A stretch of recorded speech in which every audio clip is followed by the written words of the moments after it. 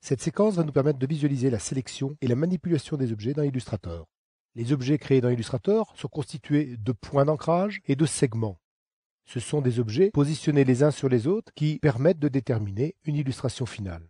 Il est parfois intéressant de changer de mode d'affichage pour visualiser ce qu'il est réellement de notre illustration par le biais du menu Affichage, mode tracé.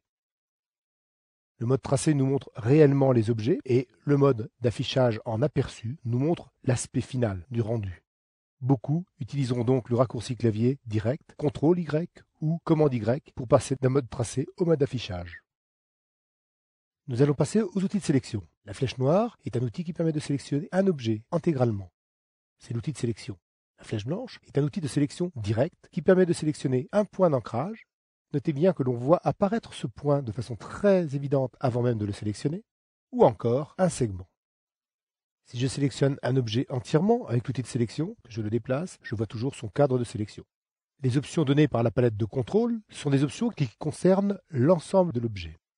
Les options visibles dans la palette de contrôle sont des options concernant l'intégralité de l'objet.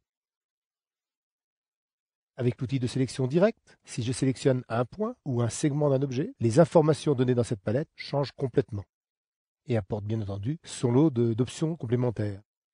Si je sélectionne un point donc et le glisse, je ne glisse bien que ce point-là. J'annule cette opération et vais sélectionner maintenant plusieurs points. Par encadrement, touche Shift ou majuscule, j'ajoute un second point. Dans ce cas, on peut voir nettement les points remplis de bleu par rapport aux points creux. Ces points sont les seuls et uniques points sélectionnés que je peux déplacer simultanément. CTRL Z pour annuler cette opération. Si je le fais en même temps que j'appuie sur la touche Shift, je contrains le déplacement sur l'axe vertical, horizontal ou encore sur un angle multiple de 45 degrés. On peut également appliquer une transformation, comme par exemple une rotation ou une mise à l'échelle, exclusivement à un segment ou à un certain nombre de points sélectionnés.